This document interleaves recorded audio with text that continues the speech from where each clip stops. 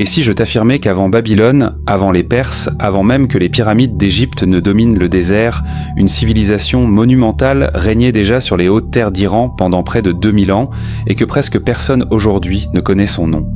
Visualise un instant. Une puissance capable de défier les plus grands empires de Mésopotamie, de piller Babylone elle-même, de déporter les dieux de ses ennemis. Et pourtant, cette civilisation a été effacée de la mémoire collective avec une efficacité troublante. Comment est-ce possible qu'un empire aussi ancien et aussi puissant ait pu disparaître des récits historiques que nous connaissons ? YouTube Archéologie. Leur nom était l'Élam, et les Élamites furent l'ennemi oublié de la Mésopotamie. Pendant que Sumer bâtissait ses ziggourats, pendant que les Akkadiens forgeaient leur empire, pendant que Babylone édictait ses lois, les Élamites observaient depuis leurs montagnes, construisaient leur propre grandeur et attendirent le moment de frapper. Mais aujourd'hui, si tu cherches leurs traces dans les manuels d'histoire ou dans les récits des chroniqueurs grecs comme Hérodote, tu ne trouveras presque rien. Un silence assourdissant entoure cette civilisation millénaire, et c'est précisément ce mystère que nous allons explorer ensemble dans cette investigation nocturne. Reste avec nous jusqu'au bout, car ce que tu vas découvrir ce soir pourrait transformer radicalement la façon dont tu perçois l'histoire du Proche-Orient ancien. Et si tu aimes les mystères historiques, les civilisations perdues et les révélations qui défient les croyances communes, alors abonne-toi dès maintenant à Récits Nocturnes, parce que nous explorons régulièrement les coins les plus obscurs et les plus fascinants de l'histoire humaine. Pourquoi les Élamites ont-ils été relégués aux oubliettes de l'histoire alors qu'ils ont existé pendant plus de 2 millénaires ? La réponse à cette question nous dit quelque chose de profondément troublant sur la manière dont l'histoire est écrite. Ce sont toujours les vainqueurs qui tiennent la plume. Les Élamites furent vaincus, anéantis, absorbés, et leur voix s'est éteinte avec eux. Mais grâce aux archéologues du 19e et du 20e siècle, en particulier le français Jacques de Morgan qui a mené des fouilles monumentales à Suse à partir de 1897, nous commençons enfin à exhumer leur histoire de la Terre elle-même, archéologie. Imagine la scène. Des archéologues français armés de pelles et de pinceaux dégagent lentement des couches de sable et de poussière millénaires dans le sud-ouest de l'Iran actuel. Et soudain, des tablettes émergent, couvertes de signes mystérieux que personne ne peut lire. Des statues étranges apparaissent, représentant des créatures hybrides, mi-humaines, mi-animales. Des palais surgissent, témoignant d'une architecture sophistiquée. Le nom même des Élamites, oublié pendant des siècles, ressort littéralement de la terre. C'était une résurrection archéologique, la redécouverte d'un fantôme historique. Mais voici le paradoxe le plus troublant. Même aujourd'hui, en 2025, après plus d'un siècle de fouilles intensives, les historiens peinent encore à reconstituer l'histoire complète de l'Élam. Des pans entiers de leur chronologie demeurent incertains. L'écriture proto-élamite, utilisée dès 3100 avant notre ère, reste largement indéchiffrée malgré la découverte de plus de 1700 tablettes. Ce n'est qu'en 2020 qu'un archéologue français nommé François Dessay a réussi, après 10 ans de travail acharné, à déchiffrer partiellement l'élamite linéaire, une écriture utilisée entre 2300 et 1900 avant notre ère. Un exploit digne d'un nouveau Champollion, mais qui ne résout qu'une fraction du mystère. Pourquoi cette civilisation est-elle si difficile à déchiffrer ?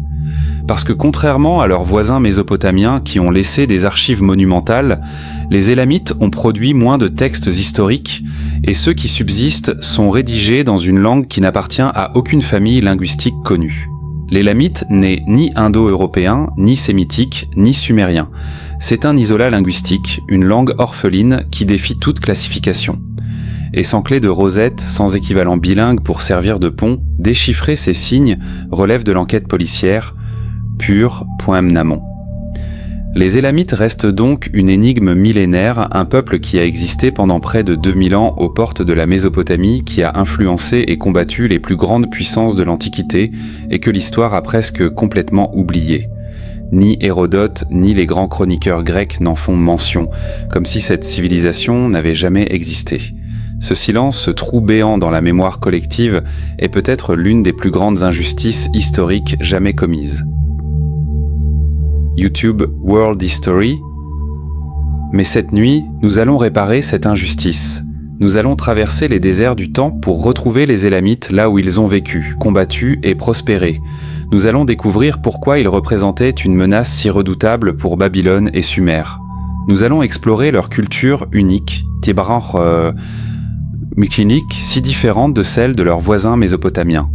Et nous allons comprendre comment et pourquoi une civilisation entière peut être effacée de l'histoire. Parce qu'au fond, l'histoire des Élamites n'est pas seulement celle d'un empire oublié. C'est une méditation sur la fragilité de la mémoire humaine, sur le pouvoir des vainqueurs de réécrire le passé et sur l'importance cruciale de l'archéologie pour donner une voix à ceux qui ont été réduits au silence. Alors prépare-toi à plonger dans l'un des mystères les plus fascinants et les plus méconnus de l'histoire ancienne. Prépare-toi à rencontrer les fantômes des montagnes. 4200 ans avant notre ère. Pour saisir la profondeur abyssale de cette date, il faut visualiser un instant l'état du monde à ce moment précis. L'Égypte des pharaons n'existait pas encore. Les pyramides de Gizeh ne seraient construites que 600 ans plus tard. En Europe, pour que les populations vivaient encore dans un âge de pierre avancé. Et pourtant, dans le sud-ouest de l'Iran actuel, au croisement des routes reliant la Mésopotamie au plateau iranien, une ville monumentale prenait forme. Suse, la cité antédiluvienne. Suse n'était pas une simple bourgade, un village agricole parmi tant d'autres. C'était une véritable métropole pour son époque, s'étendant sur près de 100 hectares, entourée de murailles imposantes, dotée de structures administratives complexes et d'une architecture monumentale qui témoignait déjà d'une organisation sociale sophistiquée. Les archéologues qui ont fouillé le site ont découvert les vestiges de cette colonie agricole primitive, avec ses murs défensifs, ses œuvres en pierre et en cuivre, et surtout ses céramiques extraordinaires décorées de motifs géométriques élégants et d'images stylisées, d'oiseaux, d'animaux et de personnes. Mais voici ce qui rend Suse encore plus fascinante. Les fouilles ont révélé des traces d'habitation remontant à 7000 ans avant notre ère. Cela signifie que le site était déjà occupé 3000 ans avant la fondation officielle de la ville. Imagine la continuité incroyable de cette présence humaine, génération après génération, millénaire après millénaire, transformant progressivement un simple campement en l'une des plus grandes cités de l'Antiquité. Aujourd'hui encore, une petite ville iranienne nommée Chouch occupe une partie du site antique, perpétuant plus de 9000 ans d'occupation humaine ininterrompue. Pourquoi Suse a-t-elle émergé précisément à cet endroit ? La géographie détient la réponse. La ville était stratégiquement située entre deux rivières, le Karké et le Dez, appelés Choasps et Euléus par les Grecs, qui descendaient des monts Zagros en apportant un limon fertile, transformant cette zone en l'une des plus riches agriculturalement de toute la région. C'était un point de passage obligé pour quiconque voulait commercer entre la vallée du Tigre et le plateau iranien. Un carrefour naturel où les cultures, les marchandises et les idées se rencontraient, s'affrontaient et fusionnaient. Mais Suse cachait un mystère encore plus profond. Au tournant du 4e millénaire avant notre ère, vers 3300, quelque chose de révolutionnaire se produisit dans cette ville et dans la région environnante. Une civilisation nouvelle émergea, que les historiens modernes appellent la civilisation proto-élamite. Ce n'était pas une simple continuation de ce qui existait auparavant. C'était une rupture culturelle, une émancipation spectaculaire vis-à-vis de l'influence mésopotamienne qui avait longtemps dominé la région. Pendant des siècles, Suse et sa région, la Susiane, avaient été culturellement rattachées à la basse Mésopotamie, notamment à la culture d'Uruk. Mais vers 3200 avant notre ère, tout changea brutalement. La fin de la période d'Uruk vit la Susiane connaître une période de dépeuplement mystérieux, suivie d'une lente reprise au début du 3e millénaire. Et c'est à ce moment précis que l'influence mésopotamienne fut remplacée par quelque chose de radicalement différent. L'influence proto-élamite venue des hautes terres, particulièrement de la région d'Anshan, située au cœur du plateau iranien. Selon l'archéologue Pierre Amier, ce bouleversement culturel résulta de la venue de populations de la région d'Anshan qui établirent leur domination sur la Susiane. Cela préfigurerait le couple Suse-Anshan qui caractérisera l'Élam aux périodes historiques, Suse dans la plaine, capitale administrative et commerciale, et Anshan dans les montagnes, cœur spirituel et militaire de la civilisation élamite. Deux villes, deux peuples, Deux géographies distinctes mais unies dans une même identité culturelle. Et c'est précisément à Suse que fut découverte la preuve la plus troublante de cette nouvelle civilisation, l'écriture proto-élamite. Les fouilles menées par Jacques de Morgan à partir de 1897, puis poursuivies par Roland de Meckenem, Roman Gierschmann et Jean Perrault tout au long du XXe siècle, mirent au jour des centaines de tablettes couvertes de signes énigmatiques. Plus de 1700 tablettes proto-élamites furent extraites du sol de Suse, constituant le plus grand corpus jamais découvert de cette écriture mystérieuse. Cette écriture proto-élamite apparut vers 3100 avant notre ère, contemporaine des débuts de l'écriture cunéiforme en Mésopotamie. Mais contrairement au cunéiforme, elle suivit une tradition graphique différente, autonome, témoignant d'une volonté délibérée de se distinguer culturellement de la Mésopotamie. Les Élamites ne voulaient pas simplement copier leurs voisins. Ils créaient leur propre système, leur propre vision du monde. Le drame, c'est que cette écriture demeure largement indéchiffrée qu'on a aujourd'hui encore. Malgré plus d'un siècle d'efforts acharnés, malgré les avancées récentes comme le déchiffrement partiel de l'élamite linéaire par François Dessay en 2020, l'écriture proto-élamite garde jalousement ses secrets. Nous savons qu'elle servait principalement à des fins administratives et comptables, enregistrant des transactions, des récoltes, des tribus. Mais les détails de la vie quotidienne, les noms des rois, les récits historiques, les croyances religieuses, tout cela reste enfermé dans ces signes silencieux gravés sur l'argile. Il y a plus de 5000, Jacques de Morgan, cet explorateur et archéologue français du XIXe siècle, avait entrepris les fouilles de Suse avec un objectif précis: trouver les origines asiatiques de la civilisation égyptienne. Il employait des méthodes qu'on qualifierait aujourd'hui d'industrielles, creusant de larges tranchées destinées à atteindre rapidement les niveaux anciens. Et même s'il ne trouva jamais ce qu'il cherchait initialement, il découvrit quelque chose de bien plus précieux, des objets fondamentaux pour notre compréhension de l'Orient ancien. La stèle de Naram-Sin, le code de Hammurabi découvert en 1901, la statue monumentale de la reine Napirasu, l'obélisque de Manishtusu, tous ces trésors émergèrent de Suse grâce à lui. Mais le plus ironique dans ces découvertes, c'est que beaucoup de ces objets n'étaient pas élamites à l'origine. Ils avaient été pillés par les Élamites lors de leur campagne militaire dévastatrice en Mésopotamie.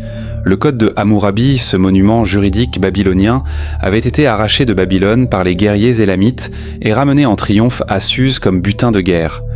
La stèle de Naram-Sin, célébrant les victoires du roi akkadien, avait subi le même sort. Suse était devenu un musée involontaire de l'histoire mésopotamienne, un tombeau où les gloires des ennemis vaincus étaient exposées comme des trophées. Le site de Suse est composé de 3 tels principaux, l'acropole, la ville royale et la Padana. Ces collines artificielles formées par des millénaires d'occupation humaine ont livré des vestiges couvrant une période incroyable, allant de 4200 avant notre ère jusqu'au XIIIe siècle de notre ère. 6000 ans d'histoire comprimés dans la terre, couche après couche, témoignant des grandeurs et des déclins successifs. Suse fut tour à tour élamite, Perse achéménide, séleucide, parthe, sassanide, jusqu'à son abandon final après les invasions. Et aujourd'hui, qu'en reste-t-il ? Des ruines partiellement fouillées, inscrites au patrimoine mondial de l'UNESCO, un site archéologique qui attend encore que des générations futures d'archéologues viennent compléter le tableau. Car malgré plus d'un siècle de fouilles intensives, malgré le travail colossal de Morgan, Meckenem, Gierschmann et Perrault, la majeure partie du site demeure encore enfouie sous des mètres de terre et de Suse, la cité antédiluvienne, garde encore ses mystères. Elle nous rappelle que même les plus anciennes villes du monde, même celles qui ont survécu pendant des millénaires, peuvent finalement sombrer dans l'oubli. Elle nous murmure que la grandeur est éphémère, que les empires s'effondrent, mais que la terre, elle, se souvient de tout. Vers 2700 avant notre ère, quelque chose d'extraordinaire se produisit dans les plaines de Mésopotamie. Pour la première fois dans l'histoire de l'humanité, un conflit armé fut enregistré par écrit, immortalisé sur des tablettes d'argile qui traverseraient les millénaires. Ce n'était pas une simple escarmouche entre villages, pas un raid de pillage mineur, c'était une guerre en règle opposant 2 civilisations puissantes, 2 visions du monde radicalement différentes. Sumer, la terre des ziggourats et de l'écriture cunéiforme, contre Élam, le royaume mystérieux des hautes terres. Le protagoniste sumérien de cette première guerre documentée portait un nom qui résonne encore aujourd'hui dans les annales de l'histoire. Enmébar-Râ-Jési, roi de Kish. Kish était l'une des cités-États sumériennes les plus puissantes du début du 3e millénaire, située dans le nord de la basse Mésopotamie, non loin de l'actuelle Babylone. Enmébar-Râ-Jési n'était pas un souverain ordinaire. Il fut le premier roi de Mésopotamie dont l'existence est confirmée à la fois par les sources textuelles et par des preuves archéologiques tangibles. Comment savons-nous qu'il a vraiment existé ? Parce qu'à Nippur, la ville sainte de Sumer, des archéologues ont découvert 2 vases en albâtre portant son nom gravé, datant précisément de la période de son règne supposé. C'était une preuve irréfutable, un ancrage dans la réalité historique qui distingue Enmébar-Râ-Jési des figures semi-mythiques qui peuplent la liste royale sumérienne. Car cette liste, ce document extraordinaire qui énumère tous les rois de Sumer depuis les temps antédiluviens, attribue à Enmébar-Râ-Jési un règne de 900 ans. 900 ans. Une durée manifestement fantaisiste qui relève du mythe plus que de l'histoire. Mais au-delà de ces détails chronologiques suspects, la liste royale sumérienne nous révèle quelque chose d'infiniment plus précieux. Une phrase laconique, presque banale dans sa brièveté, qui marque pourtant le début de l'histoire militaire documentée. Cette phrase affirme qu'Enmébar-Râ-Jési fit que le pays d'Élam se soumette. 5 mots en sumérien.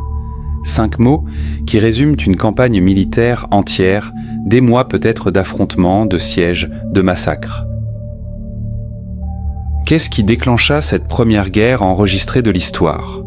Les sources sumériennes ne nous le disent pas, frustrées par leur propre brièveté, mais nous pouvons reconstituer le contexte géopolitique de cette époque troublée. Au début du 3e millénaire, la Mésopotamie était fragmentée en une mosaïque de cités-États rivales. Kish, Uruk, Ur, Lagash, Houma, chacune contrôlant un territoire limité, chacune se disputant l'hégémonie régionale. Et à l'est, au-delà du Tigre, s'étendait l'Élam, cette fédération de royaumes montagnards qui contrôlait les routes commerciales vitales reliant la Mésopotamie au plateau iranien. Les conflits entre Sumer et Élam étaient apparemment motivés par des enjeux économiques cruciaux. Les Sumériens cherchaient à contrôler le commerce avec des royaumes lointains, comme Waraché, plus tard appelé Marashi, situé encore plus à l'est. Ces royaumes fournissaient des matières premières précieuses que la plaine mésopotamienne ne possédait pas. Du bois de construction, des métaux, des pierres semi-précieuses. Mais pour accéder à ces ressources, il fallait traverser le territoire élamite ou obtenir sa coopération. Et les Élamites n'étaient manifestement pas disposés à faciliter le commerce de leurs rivaux. Visualise un instant la scène de cette première bataille documentée. Les guerriers sumériens d'Enmébar-Râ-Jési, armés de lances en bronze, de haches et de casques en cuivre martelé, marchant vers l'est à travers les plaines brûlantes. En face d'eux, les guerriers élamites, descendus de leurs montagnes, équipés d'armes en bronze fabriquées avec la maîtrise métallurgique pour laquelle l'Élam était déjà célèbre. Les 2 armées se rencontrant quelque part dans la région de l'actuelle Bassora, en Irak, près des frontières mouvantes entre les 2 civilisations. Nous ne connaissons pas les détails tactiques de l'affrontement. Aucun récit épique n'a survécu décrivant les formations de combat, les stratégies employées, le nombre de morts. Tout ce que nous savons avec certitude, c'est qu'Enmébar-Râ-Jési remporta une grande victoire.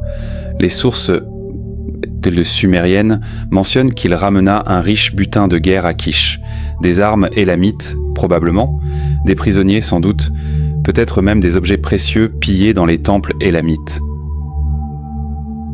Mais voici l'ironie la plus fascinante de cette première guerre de l'histoire. Nous ne connaissons que la version sumérienne des événements. Les Élamites, ayant perdu la bataille, ne se sentirent pas obligés de l'enregistrer par écrit. Ou peut-être le firent-ils dans leur propre écriture proto-élamite que nous ne pouvons toujours pas déchiffrer aujourd'hui. C'est là une leçon fondamentale sur l'art de l'histoire. Elle est presque toujours écrite par les Enmébar-Râ-Jési, ne se contenta pas de cette victoire militaire. Selon la chronique de Tumal, un texte sumérien postérieur, il fut également crédité de la construction du premier temple à Nippur, dédié au dieu Enlil, divinité suprême du panthéon sumérien. C'était un acte de piété religieuse typique des souverains mésopotamiens qui justifiaient leur guerre de conquête comme étant menée au nom des dieux. La victoire contre l'Élam n'était pas simplement une affaire politique ou économique. C'était une guerre sacrée, une confrontation entre les divinités sumériennes et élamites. Ce modèle de justification divine de la guerre deviendrait la norme en Mésopotamie pour les siècles à venir. La célèbre stèle des vautours, datant d'environ 2500 avant notre ère et commémorant la victoire des Anatoum de Lagash sur Ush-Douma, illustre parfaitement cette conception. D'un côté, elle montre Eannatum menant son armée victorieuse sur les corps des ennemis vaincus, tandis que des vautours dévoraient les cadavres. De l'autre côté, le dieu de la guerre Ninurta capture les ennemis dans un filet. Le message était clair. Ce n'était pas Eannatum qui combattait Ush, mais Ninurta qui combattait Shara, les dieux protecteurs respectifs de Lagash et Duma. World History Amé-Bara-Jessi laissa également un héritage dynastique. Son fils Aga lui succéda sur le trône de Kish et devint lui-même une figure légendaire de l'histoire sumérienne.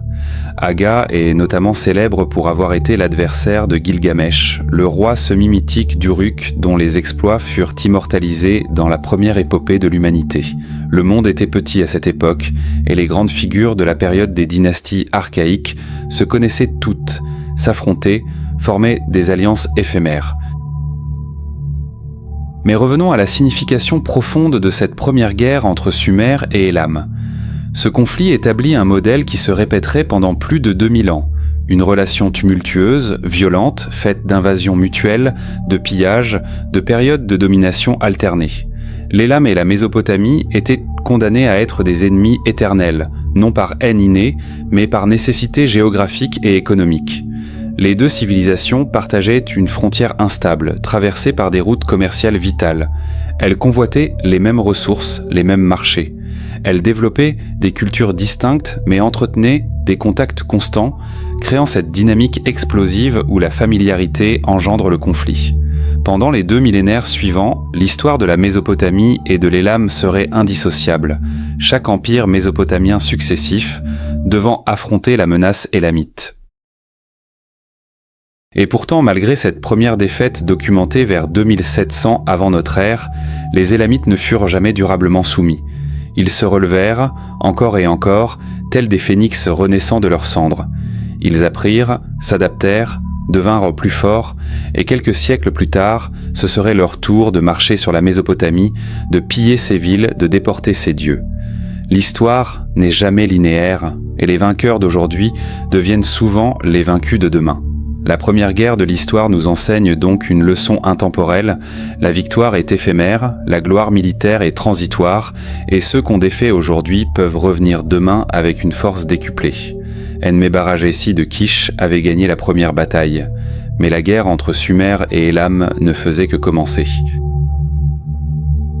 Pour comprendre les Élamites, il faut d'abord comprendre leur terre, et leur terre était radicalement différente de celle de leurs voisins mésopotamiens.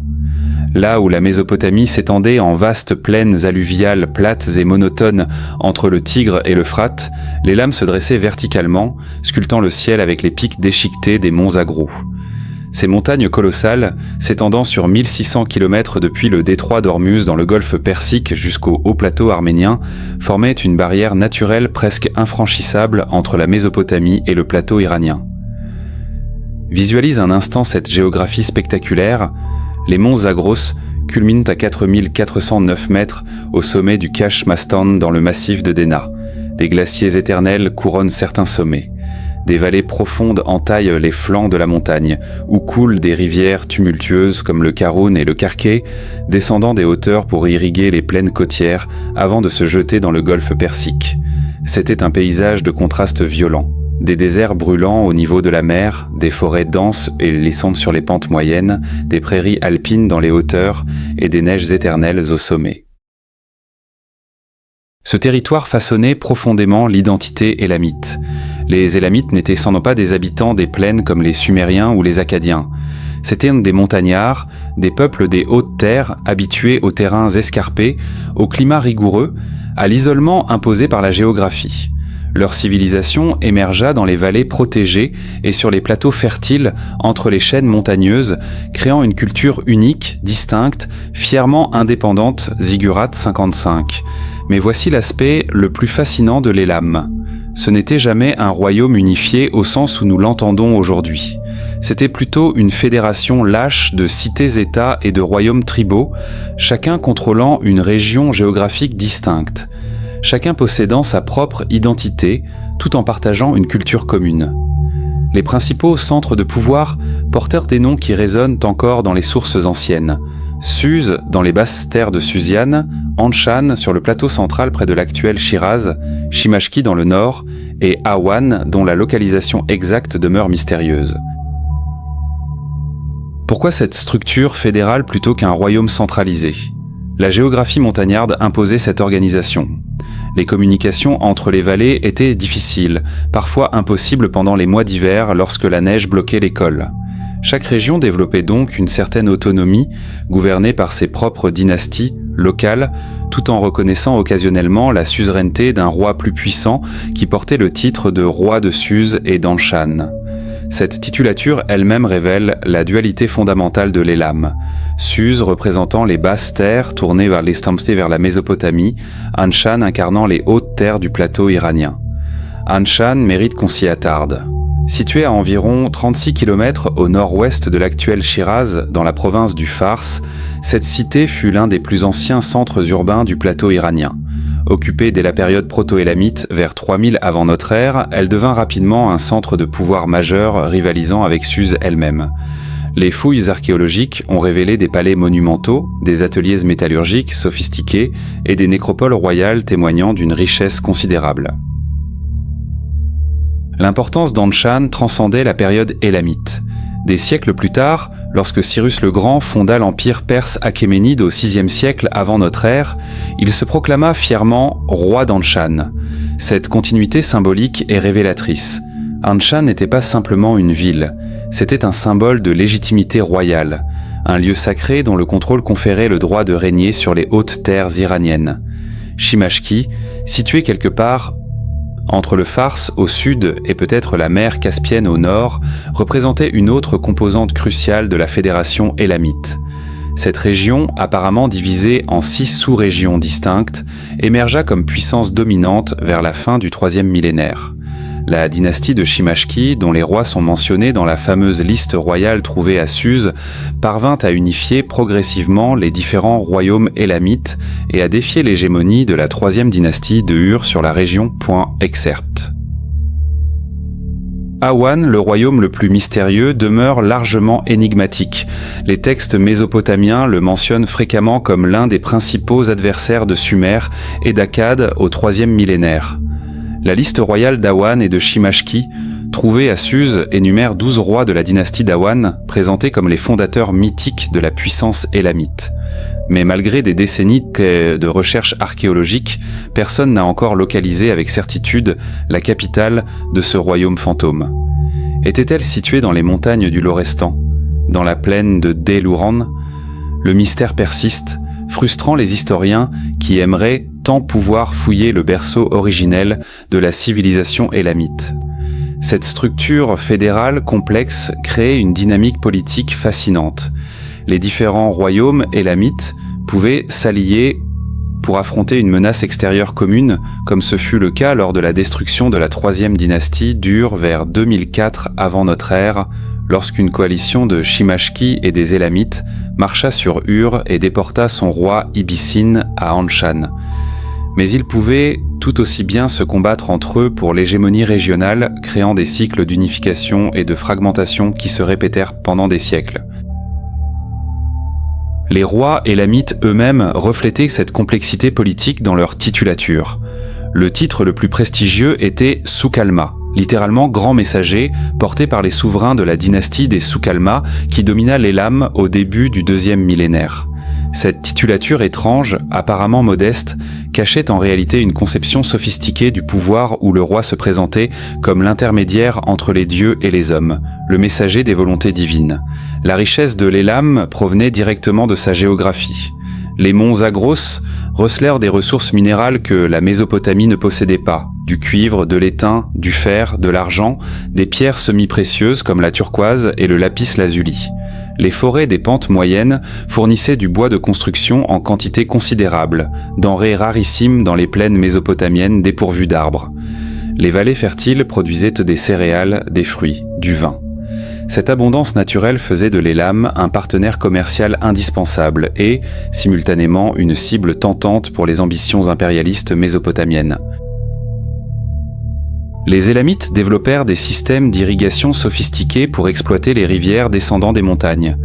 Une brique gravée découverte récemment dans la plaine de Dé-Louran révèle un réseau hydraulique complexe construit dès le 3e millénaire, démontrant une maîtrise technique comparable à celle des Mésopotamiens. Mais contrairement à leurs voisins qui dépendaient entièrement de l'irrigation artificielle, les Élamites bénéficiaient également de précipitations naturelles plus abondantes sur les hauteurs, créant une agriculture diversifiée et résiliente. Cette géographie unique forgeait des guerriers exceptionnels. Les montagnards élamites étaient habitués aux marches forcées en terrain difficile, aux embuscades dans les défilés rocheux, aux combats en altitude où l'air raréfié épuisait leurs adversaires des plaines. Lorsqu'ils descendaient de leurs montagnes pour attaquer la Mésopotamie, ils apportaient avec eux une férocité et une résistance que les armées sumériennes et babyloniennes peinaient à égaler. Le royaume des Hautes Terres n'était donc pas un simple voisin de la Mésopotamie. C'était un monde à part, façonné par des montagnes infranchissables, organisé en une fédération complexe de cités rivales, mais culturellement unies, riche en ressources naturelles convoitées, peuplée de guerriers redoutables. Les Élamites regardaient vers l'ouest en direction des plaines riches de Sumer et de Babylone, mais ils restaient fermement ancrés dans leurs montagnes, protégés par le Zagros comme par une forteresse naturelle. Et c'est depuis cette position stratégique qu'ils allaient se défier pendant 2 millénaires les plus grands empires du monde antique. Si tu regardes l'art de Sumer, d'Akkad, de Babylone ou d'Égypte, tu constateras immédiatement une constante universelle. L'humanité se place au centre de la représentation.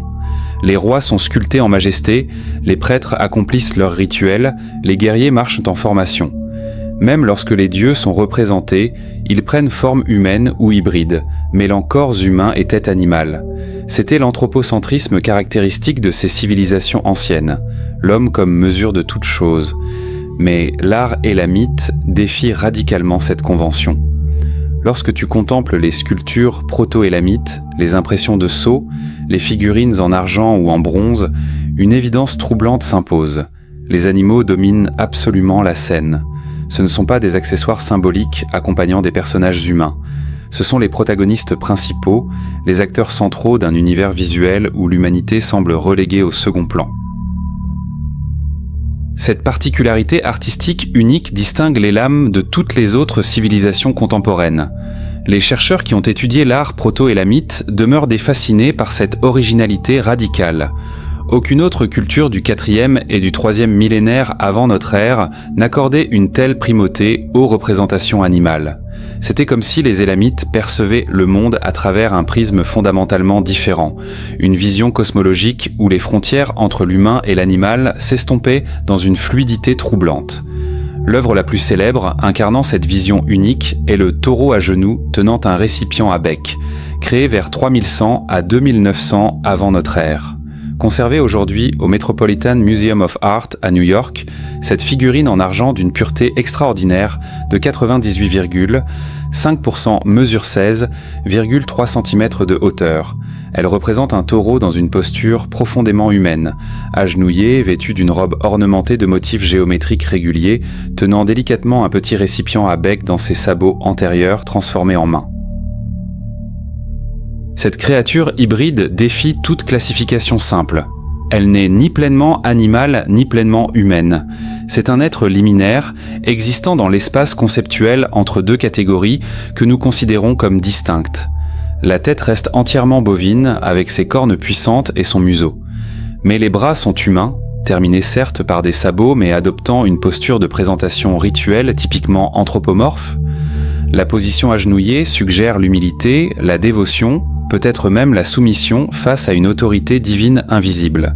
Evi, l'analyse technique menée en 1970 par Donald Hansen, professeur à l'université de New York, accompagné de la restauratrice Kate Lefferts et du chercheur S.M. Alexander, révéla des détails encore plus fascinants. À l'intérieur de la figurine creuse, 5 petits cailloux en calcaire furent découverts, volontairement intégrés lors de la fabrication. Lorsqu'on manipulait l'objet, ces cailloux produisaient un léger son de hocher, suggérant une fonction sonore probablement rituelle. De plus, Aucun système de fixation n'existe sous la figurine, la rendant instable sur une surface plane. Elle n'était manifestement pas conçue pour rester debout de manière permanente, mais plutôt pour être tenue, manipulée, peut-être même agitée lors de cérémonies. Evie, que symbolisait ce taureau hybride? Les chercheurs débattent encore de sa signification précise. Dans l'imaginaire religieux du Proche-Orient ancien, le taureau incarnait la force vitale, la fertilité masculine, la puissance brute de la... Le fait qu'il soit ici représenté dans une posture d'humilité rituelle, vêtu d'un vêtement cérémoniel, tenant un récipient peut-être rempli de libations, suggère une inversion fascinante des hiérarchies naturelles. L'animal domestique adopte un comportement rituel humain, devenant prêtre ou serviteur des dieux. Cette représentation n'était pas isolée dans l'art élamite. Les impressions de sceaux cylindriques découvertes à Suse et à Anshan révèlent un univers peuplé d'animaux accomplissant toutes sortes d'activités humaines. Sur certains sceaux, des lions jouant du tambourin, des chevaux de la harpe et de la double flûte, tandis que d'autres animaux esquissent des pas de danse avec une légèreté presque humaine. Sur d'autres, des animaux font de la poterie, du tissage, tiennent des comptes administratifs ou même pratiquent la comptabilité. C'était tout un monde parallèle, une société animale imitant la société humaine, comme dans une fable ancestrale gravée dans le. Les graveurs de sceaux proto-élamites pratiquaient une gravure en léger relief dont le style, empreint de vivacité, renouvelait le sens du mouvement et de l'espace. Leur composition dynamique montrant des lions et des taureaux dans l'attitude de dompteurs, des créatures mythologiques maintenant d'autres animaux, des processions, animales organisées selon une hiérarchie complexe. Cette tradition artistique persista à travers toute l'histoire élamite, s'exprimant encore à l'époque néo-élamite au premier millénaire avant notre ère. Un motif particulièrement frappant apparaît sur de nombreux sceaux proto-élamites. Les lionnes atlantes dressées sur leurs pattes arrière, supportant sur leur dos les montagnes arborées du monde. Sur l'empreinte de sceau d'une tablette de comptabilité, une lionne atlante encadrée par des taureaux accroupis supporte les montagnes suggérées par des pyramides en frise composées de boules ou d'écailles. C'était une cosmogonie animale où les créatures vivantes maintenaient littéralement la structure de l'univers. Blogostel. Pourquoi cette obsession artistique pour les animaux? Plusieurs hypothèses ont été avancées par les chercheurs. Certains suggèrent que les élamites utilisaient les animaux comme substituts allégoriques des humains, racontant des histoires, des mythes, des légendes, où les animaux incarnaient des rôles humains tout en conservant leur animal. D'autres pensent que cette esthétique reflétait une conception religieuse particulière, où les animaux n'étaient pas simplement des créatures inférieures, mais des manifestations du divin, des intermédiaires entre les humains et les puissances cosmiques. La région montagnarde d'où émergeait la civilisation élamite était effectivement peuplée d'une faune abondante et diverse. Lions, taureaux sauvages, bouquetins, serpents, tortues, félins de toutes sortes, habitaient les vallées et les pentes du Zagros. Les élamites vivaient en contact quotidien avec ces créatures, les chassaient, les élevaient, les craignaient, les vénéraient. Cette proximité existentielle avec le monde animal façonnait profondément leur imaginaire collectif. La statuaire élamite confirme cette prédominance animale. Parmi les rares ronde-bosses de l'époque proto-élamite, des figurines de lionnes illustrent le talent des sculpteurs pour créer des œuvres de très petite dimension, parfois empreintes d'une modernité étonnante. Les lignes épurées, la stylisation géométrique, l'économie de détail caractérisent ces pièces qui sembleraient en presque contemporaines si on ignorait leur âge véritable de 5000. Mais voici le paradoxe fascinant. Après que l'Élam eut établi des contacts plus étroits avec Sumer et la Mésopotamie, son art perdit progressivement son originalité radicale. L'influence mésopotamienne, avec son anthropocentrisme caractéristique, contamina lentement l'esthétique élamite. Les figures humaines commencèrent à apparaître plus fréquemment, les rois furent sculptés à la manière mésopotamienne, les scènes de culte adoptèrent les conventions visuelles de Babylone. L'art élamite conserva certes un haut niveau d'habileté technique, mais il avait perdu ce qui le rendait unique, cette vision du monde où les animaux régnaient en maîtres absolus. À l'époque médio-élamite, les sceaux provenant majoritairement de Choga-Zanbil révèlent l'influence manifeste des sceaux kassites et de Nuzi. Les animaux mythiques demeurent un motif répandu, mais ils partagent désormais la scène avec des orants devant leurs divinités, des banquets rituels, des scènes de culte typiquement mésopotamiennes. À la période néo-élamite, l'importance croissante des représentations de scènes de chasse, certaines à cheval, témoigne peut-être de l'influence perse naissante. L'archéologue Pierre Amier parle d'un style élamo-perse, illustrant le mélange progressif des deux communautés. 2 tombes d'élite d'époque néo-élamite découvertes à Argent près de Bébahan et à Joubaji près de Ramormoz livrent des exemples remarquables de l'orfèvrerie tardive. À Argent, une boîte en céramique contenait un objet en or gravé de 2 griffons debout se faisant face. À Joubaji, supposé contenir les dépouilles de 2 princesses élamites, furent retrouvés divers objets en or, bracelets, colliers, épingles, bagues, rosettes. Les animaux demeuraient présents, mais stylisés, domestiqués, conformes au canon esthétique perse. L'art qui défiait les conventions s'était finalement conformé. L'originalité radicale de la vision proto-élamite, où les animaux accomplissaient des rituels humains et supportaient des montagnes du monde, s'était diluée dans le creuset des influences extérieures. C'était peut-être inévitable. Les civilisations ne vivent jamais dans l'isolement, et les contacts culturels transforment inéluctablement les traditions artistiques. Mais quelque chose d'irremplaçable s'était perdu dans ce processus, une vision du monde unique qui ne serait jamais retrouvée. 1185 avant notre ère. La Babylonie cassite, qui avait régné pendant près de 4 siècles sur la Mésopotamie, vacillait sur ses fondations. Au nord, l'Assyrie, sous Tukulti-Ninurta Ier, avait déjà pillé Babylone quelques décennies auparavant, emportant la statue sacrée du dieu Marduk et abattant les murailles de la ville. Le royaume était affaibli, fragmenté, vulnérable. Et depuis les montagnes du Zagros, un regard prédateur observait cette faiblesse avec une satisfaction calculée. Shutruk-Nahunt, roi d'Élam, montait sur le trône à Suse avec des ambitions qui feraient trembler toute la Mésopotamie. Son nom signifiait « fils bien-aimé de Nahunt », la grande déesse élamite, et il portait ce nom avec la conviction d'un homme destiné à accomplir de grandes choses. Il appartenait à la dynastie des Shutrukides, une lignée qui allait porter le royaume élamite à son apogée absolu. Mais Shutruk-Nahuntè n'était pas simplement un conquérant avide de terre, il avait des prétentions légitimes au trône de Babylone lui-même. Comment un roi élamite pouvait-il prétendre à la couronne babylonienne ? Par le sang. Des alliances matrimoniales avaient tissé des liens entre la dynastie élamite et celle des Kassites qui régnaient alors à Babylone. Dans la logique dynastique du Proche-Orient ancien, ces mariages créaient des droits héréditaires que les descendants pouvaient revendiquer. Shutruk-Nahuntè estimait que le trône de Babylone lui revenait de droit, et il était prêt à le conquérir par la force si les Babyloniens refusaient de reconnaître sa légitimité. Ses premières campagnes militaires se dirigèrent vers la région de la Diyala, affluent orientale du Tigre, testant les défenses babyloniennes, sondant leurs points faibles. Les armées élamites descendèrent des montagnes comme des avalanches dévastatrices, pillant les villes, capturant les prisonniers, emportant le butin. Eshnouna tomba. Akkad, la capitale mythique de Sargon, l'ancien fondé 15 siècles auparavant, fut dévastée. Les soldats élamites semblaient invincibles, animés par la conviction religieuse que leur roi accomplissait la volonté divine de Nahunt. Puis, vers la fin de son règne, Shutruk-Nahuntè se lança dans l'assaut final.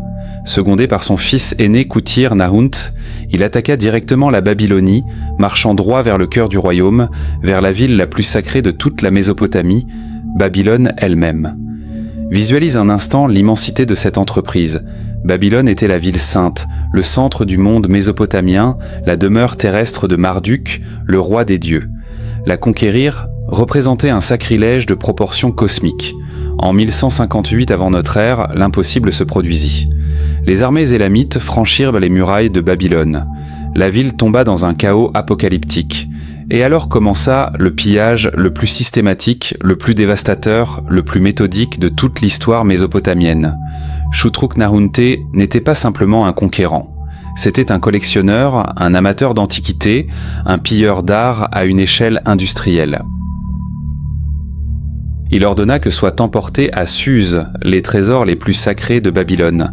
La statue de Marduk, haute de plusieurs mètres, recouverte d'or et de pierres précieuses, incarnation physique du dieu suprême de Babylone, fut arrachée de son sanctuaire de l'Essagil et chargée sur des chariots pour le long voyage vers les montagnes élamites.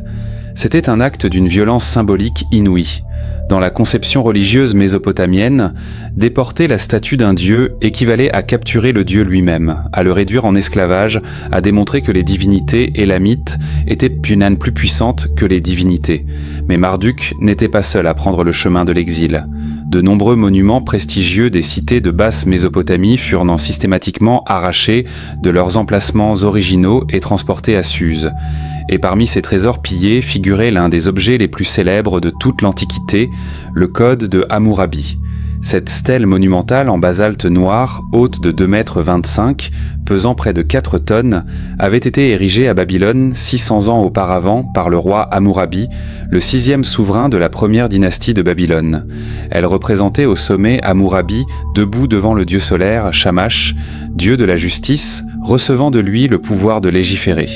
En dessous, gravé dans la pierre avec une précision minutieuse, figuraient 300 articles de loi régissant tous les aspects de la vie babylonienne. C'était déjà, au XIIe siècle avant notre ère, une antiquité vénérable, un monument juridique respecté dans toute la Mésopotamie. Shutruk-Narhunt le voulait. Ses soldats le déracinèrent, le chargèrent sur un chariot spécialement conçu pour supporter son poids colossal et l'emmenèrent en triomphe à Suse où il fut dressé sur l'acropole, trophée suprême de la victoire élamite. L'ironie de l'histoire est fascinante. Si Shutruk-Narhunte n'avait pas pillé le code de Hammurabi, si les Français n'avaient pas fouillé Suse au début du XXe siècle, ce monument se trouverait probablement aujourd'hui au British Museum plutôt qu'au Louvre. C'est parce qu'il fut volé dans l'Antiquité qu'il aboutit finalement à « mais le code de Hammurabi n'était qu'une pièce parmi des dizaines d'autres objets prestigieux arrachés à la Mésopotamie. La stèle de Naram-Sin, célébrant les victoires du roi akkadien 1000 ans auparavant, fut également transportée à Suse. Des kudurus, ces pierres de donation de terre gravées considérées comme sacrées, furent arrachées de leurs emplacements. Des statues royales, des objets de culte, des textes littéraires, tout ce qui avait de la valeur historique, artistique ou religieuse fut systématiquement emporté. Shutruk-Narhunte confia Babylone, conquise à son fils Kutir-Narhunte III, le chargeant de maintenir le pouvoir élamite en Mésopotamie. Puis il retourna triomphalement à Suse, traînant derrière lui un butin si considérable qu'il fallut des convois entiers pour le transporter. Il mourut peu après ce grand succès, vers 1160 avant notre ère, mais sa dynastie continua à dominer la région. Son fils Kutir-Narhunte III lui succéda brièvement à Babylone, perpétuant la domination élamite. Puis ce fut le tour de Shilak-Inshushinak, un autre fils de Shutruk-Narhunte, qui porta le royaume élamite à son extension territoriale maximale. Mais cette gloire fut éphémère. Les Babyloniens ne pouvaient tolérer indéfiniment l'humiliation de voir leur dieu en captivité à vers 1130 avant notre ère. Un nouveau roi babylonien émergea de la ville d'Issine. Son nom était Nabuchodonosor Ier, et il allait devenir l'un des plus grands héros de l'histoire babylonienne. Il chassa d'abord Shilak-Inshushinak de Babylonie. Puis, dans un acte de bravoure extraordinaire, il envahit l'Élam lui-même, pénétrant dans les montagnes où aucune armée mésopotamienne n'avait jamais réussi à s'imposer, et Nabuchodonosor Ier accomplit l'impossible. Il récupéra la statue de Marduk. Il la ramena triomphalement à Babylone dans une procession qui dut ressembler à un délire religieux collectif. Un long texte gravé sur un acte de donation célèbre cet événement comme le moment le plus glorieux de l'histoire babylonienne. C'est de cette période que date probablement la rédaction de l'Enuma Elish, l'épopée de la création, qui établit Marduk comme roi suprême des dieux. Babylone était désormais sacralisée comme centre du monde, construite par les dieux, située au contact du ciel et de la terre. Mais voici le détail fascinant que l'histoire a préservé. Nabuchodonosor ne récupéra que Marduk. Le code de Hammurabi resta à Suse. La stèle de Naram-Sin demeura sur l'acropole élamite. Tous les autres trésors pillés par Shutruk-Narhunte restèrent en Élam. Ces objets attendraient 3000 ans avant d'être redécouverts par les archéologues français de Jacques de Morgan, émergeant lentement de la terre de Suse pour raconter l'histoire oubliée du plus grand pilleur de l'Antiquité, Collection. Shutruk-Nahunt fut plus qu'un conquérant. Il fut le créateur involontaire du plus grand musée archéologique de l'Antiquité. Grâce à lui, de nombreux pays comme l'Empire d'Akkad sont connus aujourd'hui. Ces vols d'œuvres d'art, aussi répréhensibles qu'ils fussent, préservèrent paradoxalement des monuments qui auraient pu être détruits dans les guerres ultérieures en Mésopotamie. L'histoire possède ces ironies cruelles où le pillard devient archiviste malgré lui, où la destruction devient préservation, où le vol devient conservation. Dans le monde antique du Proche-Orient, les civilisations étaient généralement organisées selon des hiérarchies rigides. Les femmes occupaient une position subalterne, exclue des positions de pouvoir, représentées dans l'art comme plus petites que les hommes pour signifier leur statut inférieur. Les religions imposaient en compte des cultes obligatoires, persécutaient les hérétiques, interdisaient les déviances doctrinales. Les conquérants éradiquaient systématiquement les cultures des vaincus, détruisaient leurs sanctuaires, proscrivaient leurs dieux. C'était la norme, le paradigme universel de l'organisation sociale et religieuse. Mais l'Élam, encore une fois, défiait les conventions. Cette civilisation montagnarde développa des valeurs sociales et religieuses qui sembleraient progressistes même selon les standards modernes.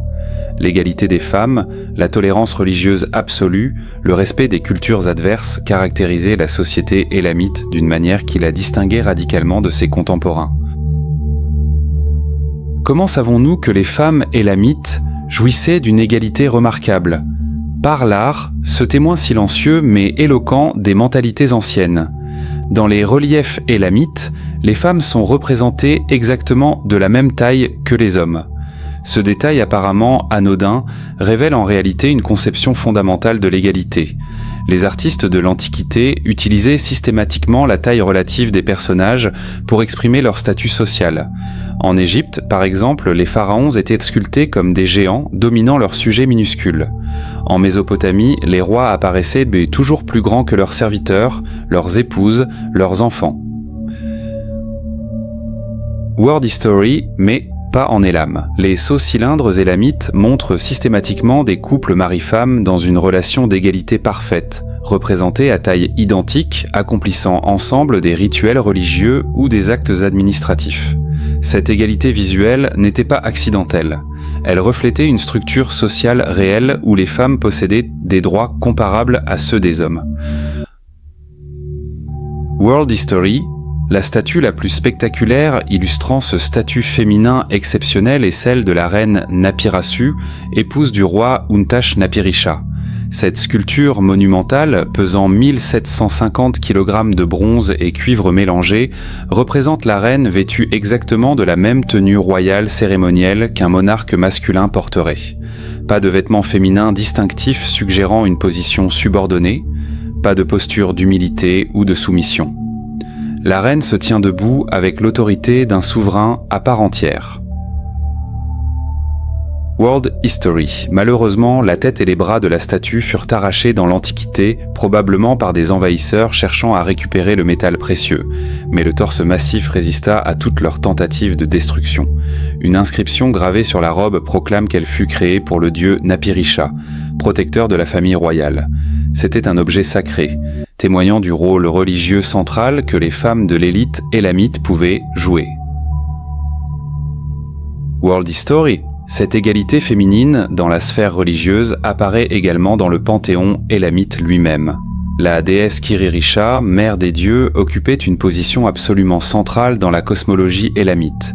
Elle était l'épouse de deux divinités majeures simultanément. Inshushinak, dieu protecteur de Suse, et Amban, dieu protecteur d'Anshan. Cette polyandrie divine reflétait peut-être une flexibilité dans les arrangements matrimoniaux terrestres, ou du moins une conception non patriarcale des relations conjugales.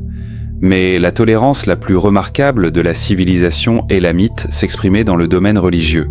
Le panthéon élamite comprenait 200 divinités distinctes, chacune vénérée dans différentes régions du royaume avec des degrés variables d'intensité. Napirisha, le seigneur de la terre et du peuple, présidait cette assemblée divine pléthorique.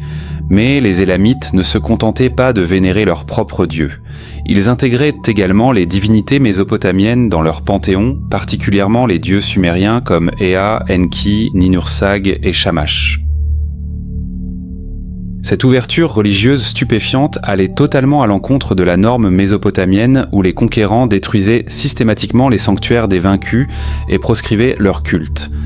Les Élamites, au contraire, adoptaient volontiers les dieux étrangers, les incorporant dans leur propre système religieux sans apparemment percevoir de contradiction.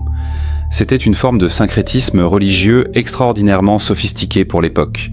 Et voici le détail le plus fascinant.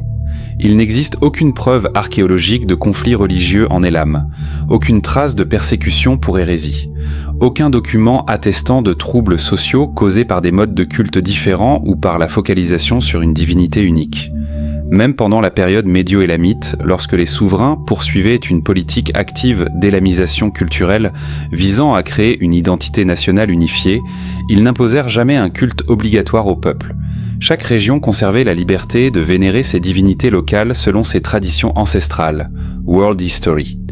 Cette tolérance religieuse sans précédent trouve son expression architecturale la plus monumentale dans le complexe de Dur Antash, aujourd'hui appelé Choga Zanbil. Construit vers 1250 avant notre ère par le roi Antash Napirisha dans la région du Khouzestan, à environ 45 km au sud-est de Suse, ce site constitue le plus grand projet architectural élamite encore existant. Dur Antash signifie littéralement « ville d'Antash » en élamite. Le complexe était protégé par 3 enceintes murailles concentriques définissant les principales zones de la cité.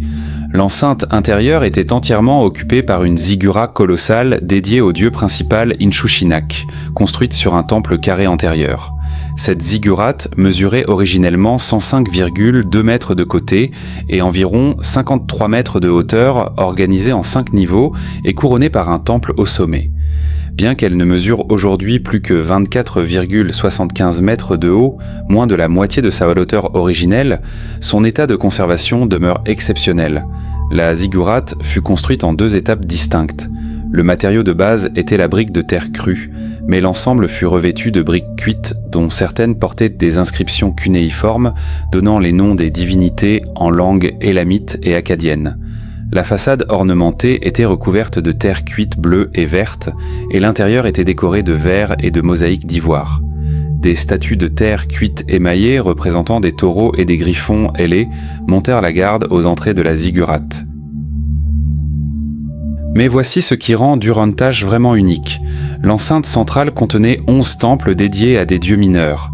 Les archéologues pensent que 22 temples étaient originellement planifiés, mais le roi mourut avant leur achèvement et ses successeurs abandonnèrent les travaux. Certains chercheurs spéculent qu'Untash Napirisha tentait de créer un nouveau centre religieux destiné à remplacer Suse, un lieu qui unirait en un même endroit le culte des divinités des basses terres et des hautes terres d'Élam. Visualise un instant la signification profonde de ce projet architectural. 22 temples différents dans une seule cité religieuse. Chaque temple dédié à une divinité différente, chacun permettant aux fidèles de cette divinité particulière de pratiquer leur culte selon leur propre tradition. C'était un panthéon physique, une incarnation architecturale de la tolérance religieuse élamite. Aucune autre civilisation du Proche-Orient ancien n'entreprit jamais un projet comparable. L'enceinte extérieure abritait les palais royaux et un palais funéraire contenant 5 tombes royales souterraines. Près des temples de Kiririsha et de Ishmitik Ruhuratir, des fours furent découverts, probablement utilisés pour la production des briques et des matériaux décoratifs nécessaires à la construction. C'était une véritable cité industrielle dédiée à la création d'une utopie religieuse.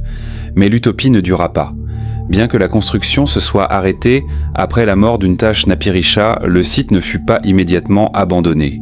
Il continua d'être occupé jusqu'à sa destruction finale par le roi assyrien Assurbanipal en 640 avant notre ère. Les Assyriens, ces champions de l'intolérance religieuse et de la destruction systématique des cultures conquises, ne pouvaient tolérer l'existence d'un tel monument à la diversité spirituelle. Les fouilles de Choga Zanbil furent menées en 6 saisons entre 1951 et 1961 par l'archéologue français Roman Girschmann. En 1979, le site devint le premier monument iranien inscrit au patrimoine mondial de l'UNESCO. Aujourd'hui, situé à environ 80 km au nord d'Avaz, dans la province du Khouzestan, il demeure le témoignage le plus éloquent de la sophistication culturelle élamite. Cette société d'avant-garde, avec son égalité des femmes et sa tolérance religieuse absolue, nous confronte à une question troublante. Comment une civilisation du 2e millénaire avant notre ère pouvait-elle incarner des valeurs que de nombreuses sociétés modernes peinent encore à réaliser ? Comment les Élamites parvinrent-ils à construire une culture où la diversité était célébrée plutôt que réprimée, où les femmes gouvernaient aux côtés des hommes, où 200 dieux coexistaient pacifiquement ? Peut-être que leur géographie montagnarde, fragmentant naturellement leur territoire en vallées isolées, créait une nécessité pragmatique de tolérance. Peut-être que leur position de carrefour commercial entre différentes civilisations les exposait constamment à la diversité, les forçant à développer une mentalité cosmopolite. Ou peut-être possédaient-ils simplement une sagesse que nous avons depuis perdue, une compréhension intuitive que la force d'une civilisation réside dans sa capacité à embrasser la multiplicité plutôt que d'imposer l'uniformité Ziggurat 55. Pendant 2 millénaires, la frontière entre l'Élam et la Mésopotamie fut une ligne de feu perpétuelle. Ce n'était pas simplement une rivalité ordinaire entre voisins, pas une succession de conflits sporadiques motivés par des incidents frontaliers. C'était une confrontation existentielle, cyclique, implacable, où les plus grands empires du monde antique se mesuraient les uns aux autres dans des affrontements titanesques dont l'issue déterminait le destin de millions d'êtres humains. Imagine l'intensité de cette rivalité. Akkad contre Élam, Ur contre Élam, Babylone contre Élam, Assyrie contre Élam. Chaque nouvelle dynastie mésopotamienne, chaque nouvel empire montant, devait inévitablement affronter ce royaume des montagnes, qui refusait obstinément de se soumettre. Et à chaque fois, l'issue demeurait incertaine. Sargon d'Akkad, le conquérant légendaire qui créa le premier empire véritable de l'histoire vers 2334 avant notre ère, affronta les Élamites dans une campagne dont les inscriptions cunéiformes préservent la mémoire. Le texte vante fièrement comment Sargon vainquit Élam et Marashi, son allié oriental, énumérant les rois, les gouverneurs et les dignitaires capturés, ainsi que les villes conquises où il accumula un butin colossal. Mais voici le détail révélateur. L'armée élamite que Sargon défie ne représentait pas un royaume unifié sous un seul commandement. C'était une coalition massive, réunissant Marashi, Sherium, Suse, Awan, Urua et toute une série de cités mineures. Cette alliance impressionnante se présentait comme une fédération de royaumes indépendants, coalisés face à la menace akkadienne, non comme des provinces intégrées dans un empire centralisé. Les Élamites combattaient avec la coordination remarquable de peuples partageant une identité culturelle commune, mais préservant jalousement leurs autonomies politiques. Tous ces rois et gouverneurs furent faits prisonniers et traînés à Akkad en triomphe. On pourrait penser que cette défaite catastrophique briserait définitivement la puissance élamite. On aurait tort. Quelques décennies plus tard, sous Naram-Sin, le petit-fils de Sargon, les guerres reprirent avec une férocité renouvelée. Naram-Sin se vanta lui aussi de ses victoires contre l'Élam, commémorant ses triomphes dans la célèbre stèle de Naram-Sin, qui serait ironiquement pillée par les Élamites 1000 ans plus tard et emportée à Suse comme trophée.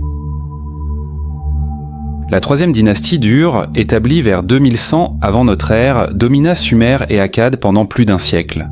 Elle développa un système administratif bureaucratique d'une sophistication inégalée, centralisant le pouvoir à un degré jamais atteint auparavant en Mésopotamie. Mais cette centralisation créait simultanément une vulnérabilité structurelle. Si le centre tombait, tout l'édifice s'effondrait.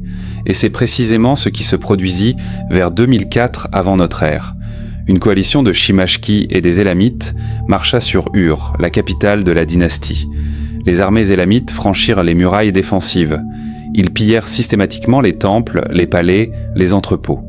Et dans l'acte de domination symbolique suprême, ils capturèrent le roi Ibissine et le déportèrent à Anshan, où il mourut en captivité. Une lamentation sumérienne composée, peu après, décrit l'horreur apocalyptique de cet événement, pleurant la destruction de la ville sainte et l'effondrement de l'ordre cosmique lui-même. Esta Victoria élamite sur la troisième dynastie d'Ur marqua un tournant historique majeur. Elle démontrait qu'aucun empire mésopotamien, aussi puissant fût-il, n'était à l'abri de la menace montagnarde. Les Élamites n'étaient pas simplement des barbares pillards comme les chroniques mésopotamiennes aimèrent les dépeindre, c'étaient des stratèges militaires sophistiqués capables de renverser les plus grandes puissances de leur époque. Hammurabi de Babylone, le grand législateur dont le code légal fut plus tard pillé par Shutruk-Nahunte, dut lui aussi composer avec la puissance élamite. Pendant son long règne de 43 ans, de 1792 à 1750 avant notre ère, il transforma Babylone d'une cité-État mineure en capitale d'un empire dominant toute la basse Mésopotamie. Mais cette expansion fut constamment limitée à l'est par la présence élamite. En 1766 avant notre ère, une guerre complexe impliquant Élam, Babylone, Mari et Eshnunna éclata pour le contrôle de la vallée du Diyala.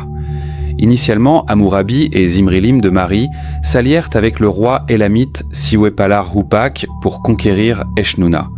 La ville tomba facilement, mais les Élamites manifestèrent alors l'intention de poursuivre leur conquête en profondeur en Mésopotamie. Cette ambition inquiéta mortellement Babylone et Mari qui se retournèrent immédiatement contre leur ancien allié. La guerre élamite de 1765 avant notre ère, qui s'ensuivit, fut d'une brutalité extraordinaire. Le roi élamite envoya 2 armées distinctes contre ses anciens vassaux. La première, dirigée par les généraux Kunam et Atamrum, attaqua Mari et s'empara de la région du Haut-Tigre et du pays de Kabour, prenant au passage les villes stratégiques d'Ekallatum et de Shekna. La seconde se dirigea droit vers Babylone. Une vaste coalition mésopotamienne se forma alors, regroupant au minimum les royaumes d'Alep, de Babylone et de Mari. L'issue de ce conflit titanesque demeure incertaine dans nos sources fragmentaires, mais il est clair qu'aucun camp n'obtint de victoire décisive. Les conflits entre cités-États sumériennes elles-mêmes, comme la célèbre guerre entre Lagash et Umma pour le contrôle du territoire fertile de Gehu.Eden.Na, se déroulèrent souvent dans l'ombre de l'influence élamite. Cette guerre, qui s'étendit sur près de 2 siècles et demi entre environ 2600 et 2350 avant notre ère, vit des interventions ponctuelles de forces élamites ou de royaumes alliés à l'Élam comme Amazi, et Anatom de Lagash qui commémora sa victoire contre Umma dans la célèbre stèle des vautours, aujourd'hui au Louvre, dut d'abord repousser les troupes du royaume iranien de Amazi qui avait vaincu Ur et mis fin à sa domination sur Sumer. Ce royaume de Hamazi, probablement situé dans les monts Zagros et culturellement lié à l'Élam sinon formellement intégré dans la sphère élamite, représentait une extension de la menace montagnarde. Et Anatum affirma sa puissance en repoussant cette invasion avant de se retourner contre Umma. Mais la confrontation la plus apocalyptique entre l'Élam et la Mésopotamie survint au 7e siècle avant notre ère, lorsque l'empire néo-assyrien, la machine de guerre la plus redoutable jamais assemblée dans le Proche-Orient ancien, décida d'en finir une fois pour toutes avec son ennemi éternel. Pendant un siècle, de 753 à 646 avant notre ère, Assyrie et Élam s'affrontèrent dans un conflit existentiel dont l'intensité dépassa tout ce qui avait précédé. Tiglath-Phalazar III parvint à dominer la Babylonie, plaçant ainsi la Syrie directement aux portes de l'Élam. Les rois élamites s'allièrent alors systématiquement aux Babyloniens qui tentaient désespérément de secouer le joug assyrien.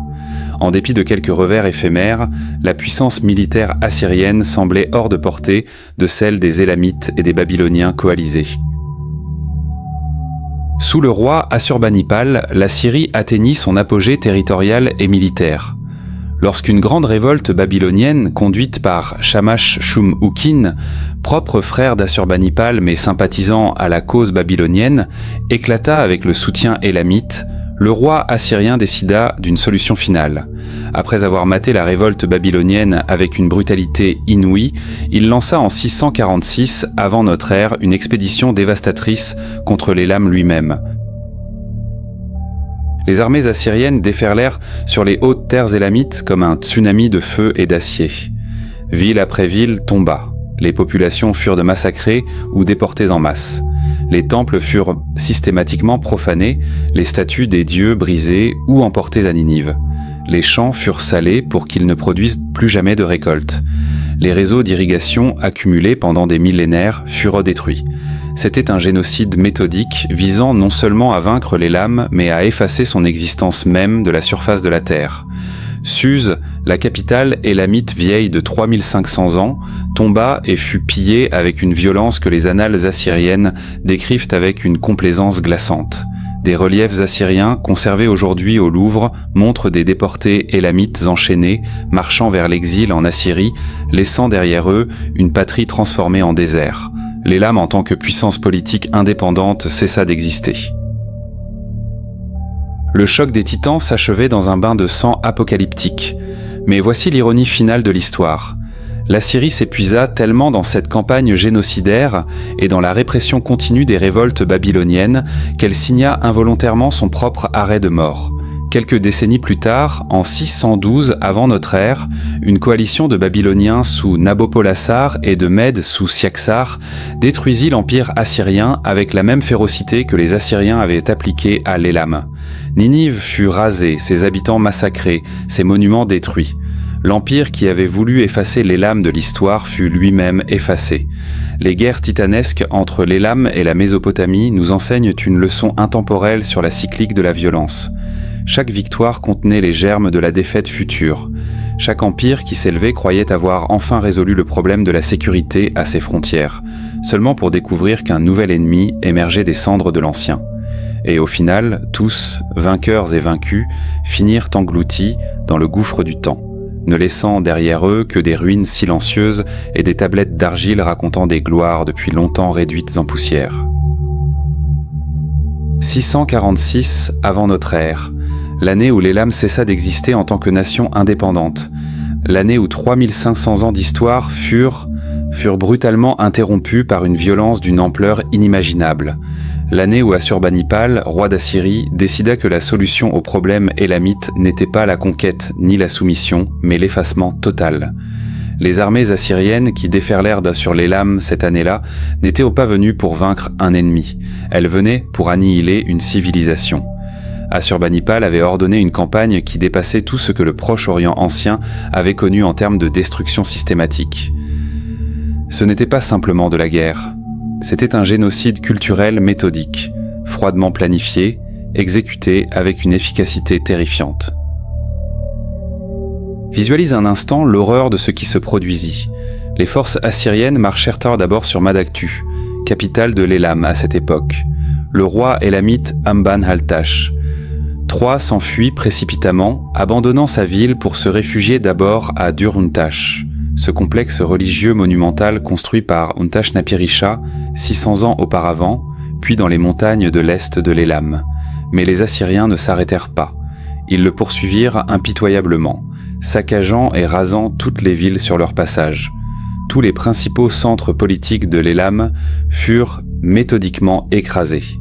Les petits royaumes et chefferies qui avaient auparavant payé tribut au roi, élamites se pétinèrent précipitamment vers Assurbanipal, terrifiés par la démonstration de force assyrienne.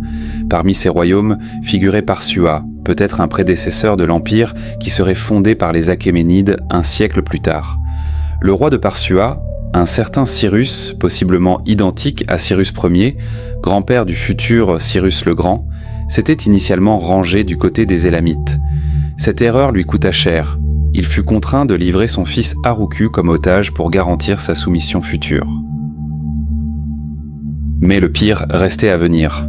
Sur le chemin du retour de leur campagne, les forces assyriennes s'arrêtèrent à Suse, et là, elles perpétrèrent un acte de destruction d'une brutalité si spectaculaire qu'Assurbanipal lui-même ordonna qu'il soit enregistré dans les moindres détails sur des inscriptions monumentales.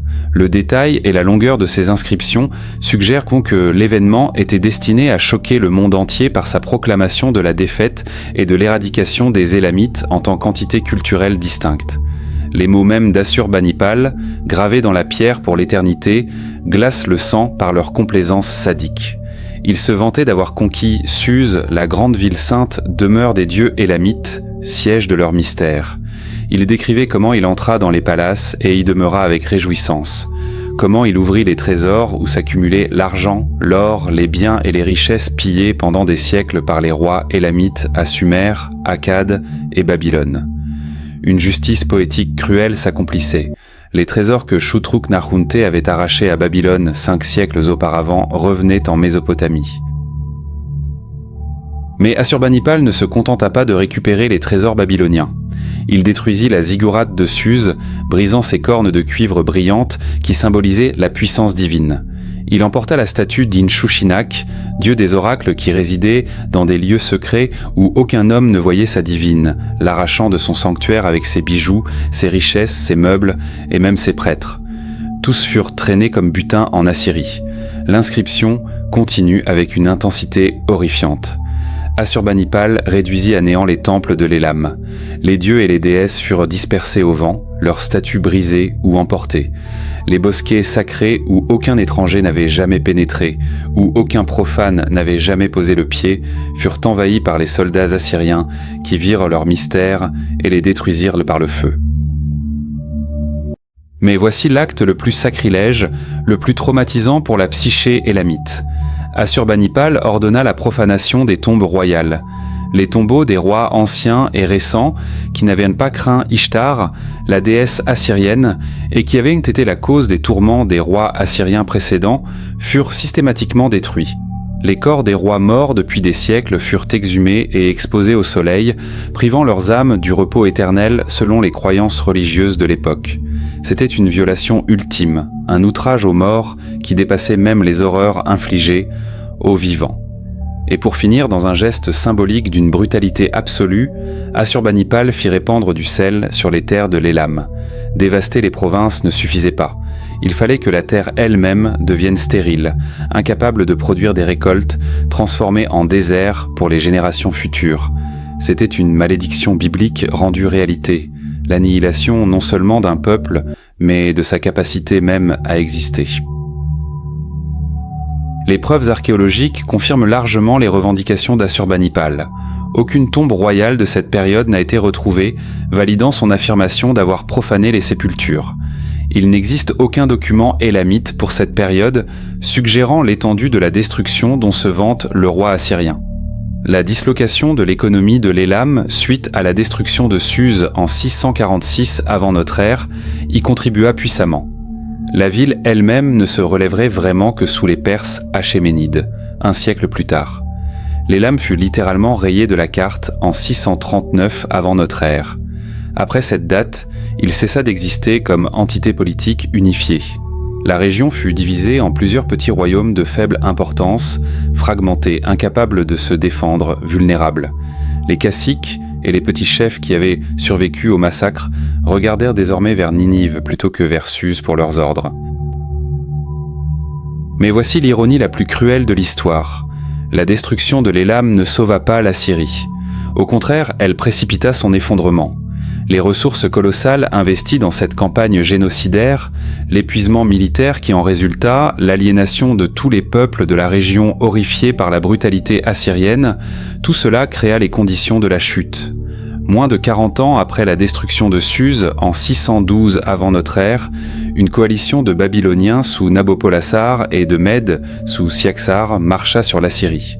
Et les Élamites survivants, ceux qui avaient échappé au massacre, se joignirent à cette coalition vengeresse.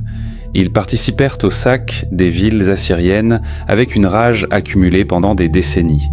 Ninive tomba et fut rasée avec la même férocité que les Assyriens avaient appliquée à Suse.